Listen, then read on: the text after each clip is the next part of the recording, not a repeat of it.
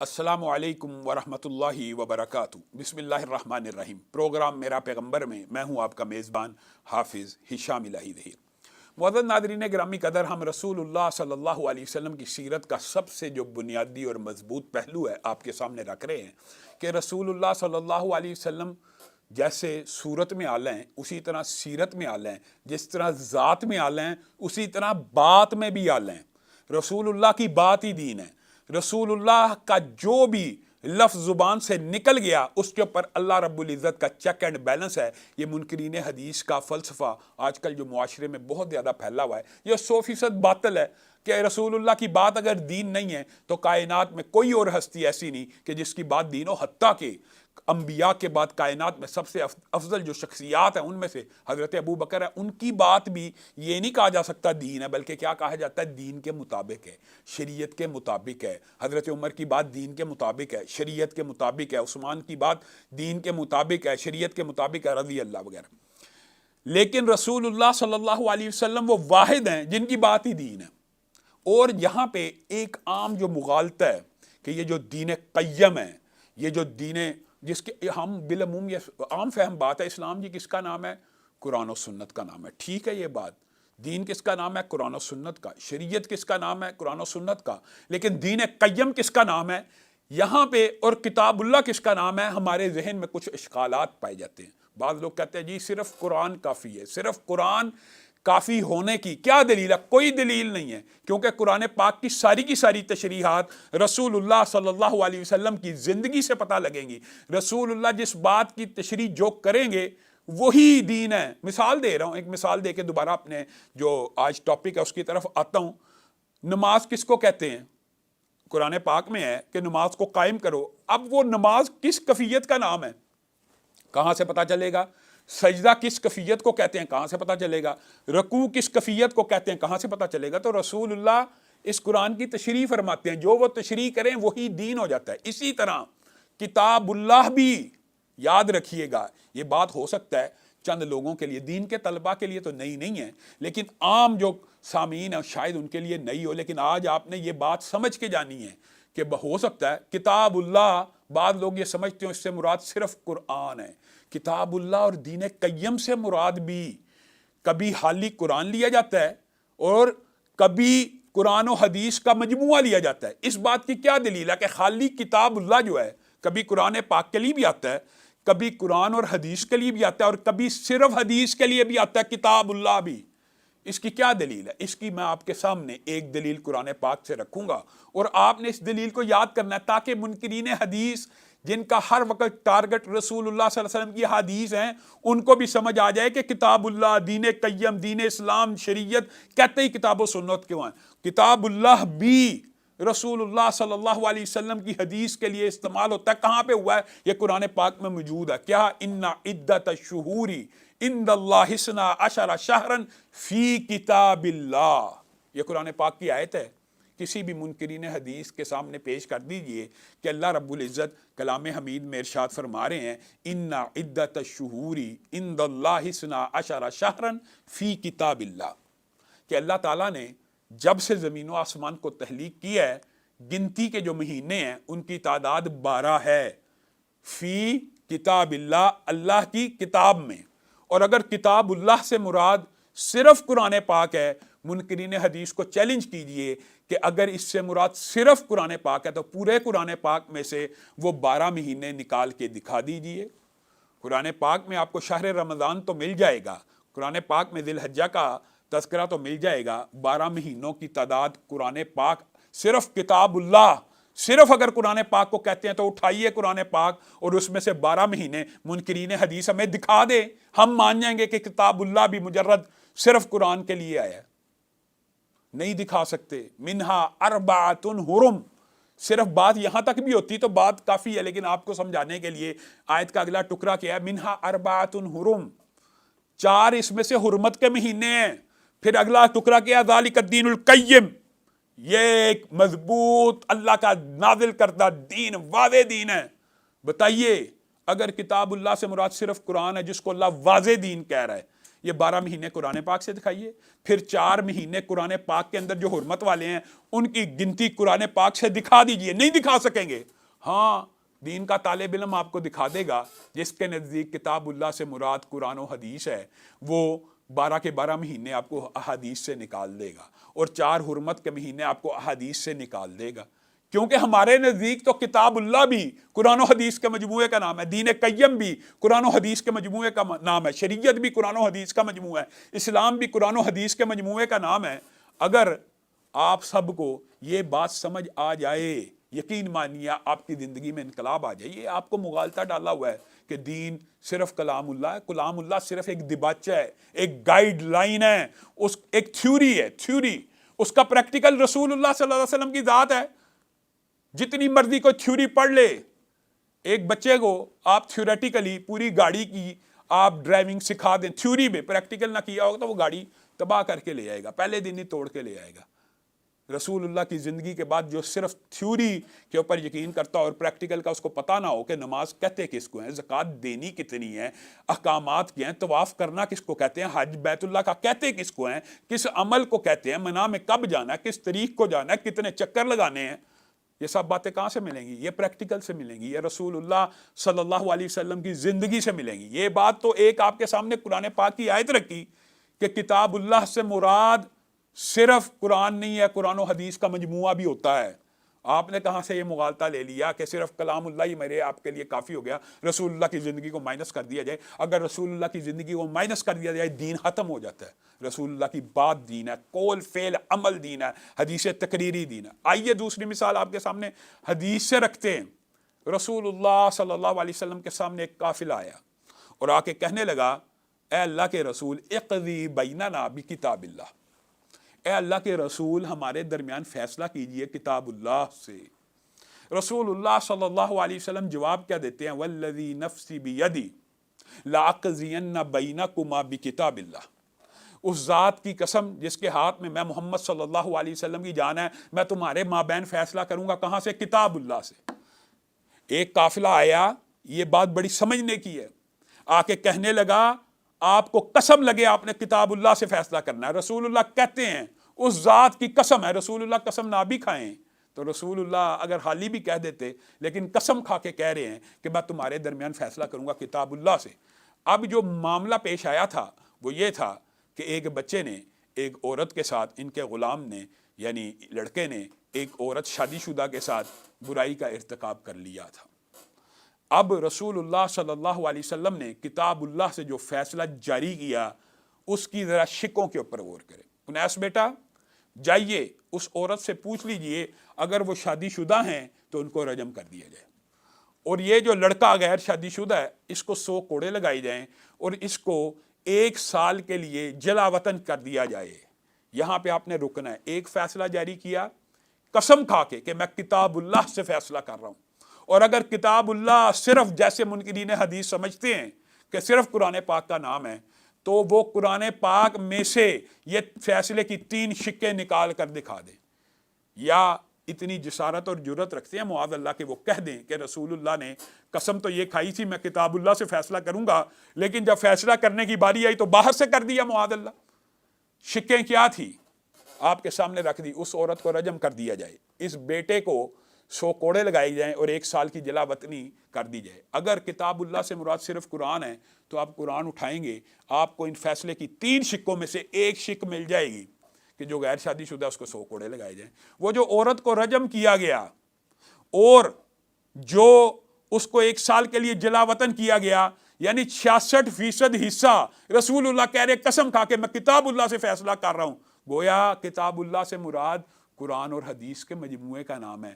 تو یہ بات بڑی عام فہم ہے اور سمجھنے کی ضرورت ہے۔ اگر ہم قرآن و سنت کو ہی دین قیم، دین شریعت اور کتاب اللہ کے بعد مفہوم میں قرآن و حدیث کو لیں گے تو ہمارے لیے یہ معاملہ سمجھنا بڑا آسان ہو جائے گا۔ معزز ناظرین گرامی قدر، یہاں پہ لیتے ہیں ہم چھوٹا سا وقفہ اور وقفے کے بعد اسی بات کو آگے بڑھائیں گے۔ ویلکم بیک، پروگرام میں ایک مرتبہ پھر خوش آمدید۔ معزز ناظرین گرامی قدر، ہم کتاب اللہ کے حوالے سے آپ کے سامنے یہ گزارشات رکھ رہے ہیں کہ منکرین حدیث نے قرآن اور حدیث کو علیحدہ علیحدہ کرنے کی بڑی کوشش کی، لیکن اللہ نے تو کہہ دیا فَتُؤْمِنُونَ بِبَعْضِ الْكِتَابِ، کیا تم کتاب کے یعنی دین کے ایک ٹکڑے کے اوپر ایمان لاتے ہو اور دین کا ایک ٹکڑا چھوڑ دیتے ہو؟ تو کتاب اللہ کئی مرتبہ قرآن اور حدیث کو جمع کرنے کے مجموعے کا نام ہے، جیسے آپ کے سامنے دو واقعات ہم نے رکھ دیے، ایک قرآن پاک میں سے اور ایک حدیث نبوی میں سے۔ اسی بات کو ہم آگے بڑھاتے ہیں۔ رسول اللہ صلی اللہ علیہ وسلم کی ازواج مطہرات میں سے ایک بیوی حضرت عائشہ، آپ سب جانتے ہیں، ان کی ایک سہیلی تھی بریرہ۔ ایک لمبا چوڑا واقعہ مختصر کرتا ہوں کہ حضرت بریرہ کو آزاد کروانے کا، حضرت سہیلیوں کے کام آتی ہیں، آزاد کرانے کا معاملہ آیا تو حضرت عائشہ نے بریرہ کو آزاد کروانے کی رقم ان کو ادا کی اور ان کو کہا اپنے مالکوں سے مکاتبت کر لے، لکھائی پڑھائی کر لے کہ اس کو آزاد کر دیا گیا۔ جب لکھائی ہوئی، یہ ایک لمبا چوڑا فقہی باب ہے، میں آپ کو سمجھانے کی کوشش کرتا ہوں مختصراً جو بات ہمارے موضوع سے متعلق ہے۔ بریرہ کو جب آزاد کروایا گیا تو ان کے جو مالک تھے انہوں نے یہ شرط رکھی کہ ولا کی نسبت ہماری طرف ہی رہے گی، چاہے ہم نے آزاد کروا دی ہے۔ اب حقیقت میں ہونا تو یہ چاہیے تھا کہ امی عائشہ نے پیسے دیے ہیں تو جو بندہ پیسے دے ولا کی نسبت اس کی طرف ہوتی ہے۔ ولا سے مراد یہاں پہ کیا ہے یہ آپ کے سامنے رکھتا ہوں۔ اس سے مراد یہاں پہ یہ لی جائے گی کہ غلام ہے، وہ اگر مر جائے اور اس کا کوئی وارث نہ ہو تو جو ولا کی نسبت ہے اصولاً شرعی طور پہ ہونا یہ چاہیے تھا امی عائشہ نے ان کی پیسے دیے تو ان کی ساری کی ساری وراثت امی عائشہ کو مل جائے۔ لیکن جو آزاد کرنے والے تھے وہ تو معاوضہ لے رہے تھے، وہ تو پیسے لے کے آزاد کر رہے تھے، یا تو وہ فری میں آزاد کرتے پھر وہ لکھواتے کہ ولا کی نسبت ہماری طرف رہے گی، اگر بریرہ فوت ہو جائے ان کی کوئی وراثت بچے ہمیں واپس مل جائے گی۔ امید آپ کو بات سمجھ آ جائے گی۔ لیکن پیسے امی عائشہ کے لگے، لیکن وہ نسبت ولا کی اپنی طرف رکھنا چاہتے ہیں، پیسے بھی پورے وصول کیے اور حضرت بریرہ کو لکھ کے یہ دینا چاہتے ہیں کہ اگر کچھ ہو جائے تو ولا کی نسبت ہماری طرف برقرار رہے گی، تیرے وارث ہم بن جائیں گے۔ تو امی عائشہ نے رسول اللہ صلی اللہ علیہ وسلم کے پاس آ کے یہ شکایت کی کہ اللہ کے رسول یہ کیا معاملہ، پیسے تو میں ادا کر رہی ہوں، ولا کی نسبت تو میری طرف ہونی چاہیے، اگرچہ ولا کی بھی لینے کی میری نیت نہیں ہے، وراثت لینے کی بریرہ کی، لیکن وہ تو میں پیسے دے کے آزاد کروا رہی ہوں۔ تو رسول اللہ صلی اللہ علیہ وسلم مسجد گئے۔ یہ رسول اللہ کی سیرت کا ایک بڑا خوبصورت پہلو ہے، رسول اللہ کسی کی غلطی کو پوائنٹ آؤٹ نہیں تھے کرتے بلکہ عام جنرل بات کرتے ہیں، ما بال اقوام، رسول اللہ نے اسی طرح جا کے کہا لوگوں کو کیا ہو گیا ہے، یعنی جس کے بارے میں بات کی جا رہی ہے وہ بھی سن لے لیکن لوگوں کے سامنے نظر میں نہ آئے، پن پوائنٹ نہ کی جائے، شرمندگی محسوس نہ کرے۔ ما بال اقوام یشترطون شروطا ما لیست فی کتاب اللہ، یہ ہمارے موضوع سے متعلق بات یہ ہے، لوگوں کو کیا ہو گیا ہے، ایسی شرطیں باندھتے ہیں جو شرطیں کتاب اللہ میں موجود نہیں ہیں۔ یہاں پہ ہی بات ہوتی نا تو بات مکمل ہے۔ بتائیے قرآن پاک میں وہ کون سا پارہ ہے، کون سی آیت ہے جہاں پہ ولا کے بارے میں یہ ڈسکشن کی گئی ہو کہ غلاموں کی ولا؟ رسول اللہ تو کہہ رہے ہیں ما بالو اقوام یشترطون شروطا ما لیست فی کتاب اللہ، لوگوں کو کیا ہو گیا، ایسی شرطیں باندھتے ہیں جو کتاب اللہ میں نہیں ہیں۔ اگر کتاب اللہ سے مراد قرآن پاک ہے تو بتائیے، اور پھر کیا کہا، انما الولاء لمن اعتق، رسول اللہ صلی اللہ علیہ وسلم نے پہلے یہ الفاظ کہے، کل شرط ما لیس فی کتاب اللہ فہو باطل، جو بھی شرط کتاب اللہ میں موجود نہیں ہے وہ باطل ہے۔ اور کتاب اللہ میں شرط کیا ہے جو رسول اللہ بیان کرتے ہیں، وہ کہتے ہیں کتاب اللہ میں شرط یہ ہے، انما الولاء لمن اعتق، ولا کی نسبت اس کی طرف ہوگی جو آزاد کروائے گا، جو آزادی کے پیسے دے گا۔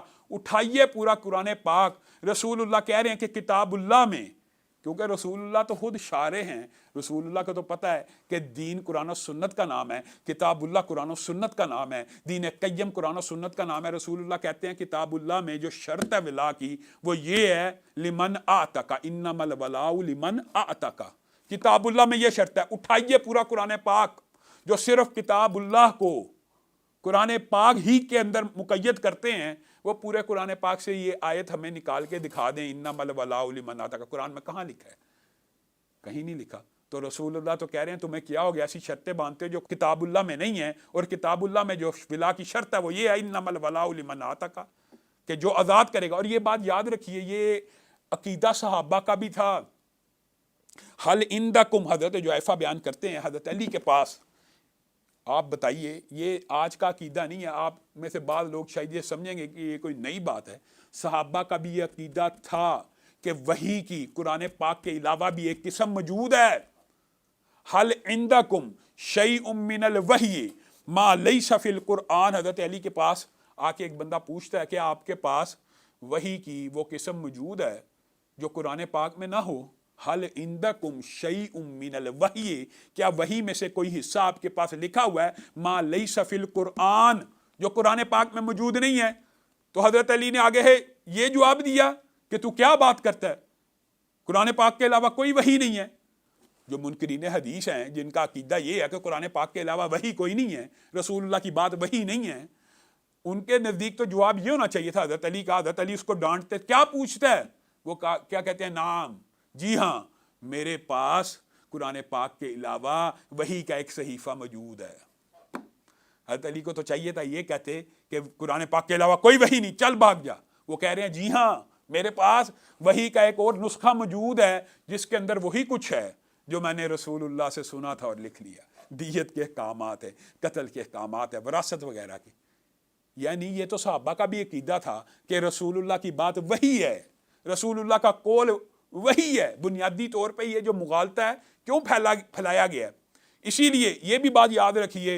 हाँ कई लोगों को ये मुगालता हुआ कि हज़रत उमर ने कह दिया था मेरे लिए कुरान काफ़ी है। हज़रत उमर ने कहा था हस्बुना किताबुल्लाह, हमारे लिए कुरान और हदीस काफ़ी है। ये बात मैं अपनी तरफ से नहीं कह रहा, इसी बुखारी शरीफ में हज़रत उमर के इस कौल की तशरीह भी मौजूद है। अर्रज्मु फी किताबिल्लाहि हक़, हज़रत उमर ने कह दिया था ना एक वक्त आएगा जब कोई बंदा बैठा होगा। और ये भी देखिए रसूलुल्लाह की हदीस की हुज्जियत और हदीस के सच्चे होने की, वही होने की कितनी बड़ी दलील है। रसूलुल्लाह ने फरमाया एक ज़माना आएगा कि लोग अपने तख्तों पे बैठे होंगे, एक बंदा अपने गाँव तकिया लगा के बैठा होगा, कहेगा मेरे लिए सिर्फ कुरान काफ़ी है, सिर्फ कुरान काफ़ी है। आप बताइए जो इनकार हदीस करते हैं क्या उनका ये कौल नहीं है, सिर्फ कुरान काफ़ी है? सिर्फ कुरान पाक में से अगर मैं आपके सामने चंद मिसालें रखूं, आप तो कुरान पाक में मुर्दार हराम है, सारे मुसलमान मछली खाते हैं, मछली कैसे हलाल होगी बताइए? मछली हदीस से हलाल होगी, वरना मछली को निकाल लेंगे तड़प के मर गई, मुर्दार होगी। मुर्दार तो कुरान पाक में हराम है। तो हदीस के जरिए इंशाल्लाह इन मिसालों को भी आपके सामने अगले प्रोग्राम में रखने की कोशिश करेंगे। अब बताइए बुनियादी तौर पे हजरत उमर भी ये कह रहे हैं हस्बुना किताबुल्लाह और अर्रज्मु फी किताबिल्लाहि हक़। कोई ये ना समझ ले कि किताबुल्लाह सिर्फ जो है कुरान का नाम है, बल्कि कुरान और हदीस का मजमुआ है। और रजम की जो सज़ा है ये किताबुल्लाह में यानी दीन और शरीयत में मौजूद है। और हज़रत उमर ये पहले ही बता गए, और आज यही इनकार हदीस करने वाले सबसे पहले जो बात करते हैं वो यही करते हैं, रजम का इनकार। जी रजम कुरान पाक से दिखाएं। कुरान पाक को अगर रसूलुल्लाह सल्लल्लाहु अलैहि वसल्लम की तशरीहात के बगैर समझा जाएगा तो कायनात में नबियों के बाद जो सबसे बड़े आलिम हैं, उलमा हैं, वो कौन है? अबू बकर, उमर, उस्मान, अली। ये सबसे बड़े उलमा में से हैं, फ़कीह हैं। इनको भी मुगालता लग सकता है अगर रसूलुल्लाह सल्लल्लाहु अलैहि वसल्लम की तशरीहात के बगैर कुरान पाक को समझने की कोशिश करेंगे। कैसे? अपनी तरफ से नहीं कह रहा, मैं यअमल सुअन युज्ज़ा बिही। कुरान पाक की आयत उतरी, हज़रत अबू बकर रोना शुरू हो गए। कायनात में नबियों के बाद सबसे बड़ा आलम है, रो रहा है। कुरान पाक को बराह रास्त सुना, समझने की कोशिश की, जो कोई बुरा अमल करेगा उसकी सजा पाएगा। हज़रत अबू बकर रोना शुरू हो गए। ये क्या आयत उतर आई? बुरा अमल तो हर बंदे से हो जाता है, तो सजा अगर मिलनी है तो ये क्या है, ये क्या मामला है? रोना शुरू हो गए, रसूलुल्लाह की बारगाह में पेश हो गए। तो नबी करीम सल्लल्लाहु अलैहि वसल्लम ने कहा अबू बकर आपने इस आयत का मतलब क्या समझा? हज़रत अबू बकर ने बताया जो मैंने मतलब समझा कि हर बुराई का बदला मिलना ही मिलना है। रसूलुल्लाह सल्लल्लाहु अलैहि वसल्लम मुस्कुराना शुरू हो गए। आपने कुरान पाक को क्या समझा?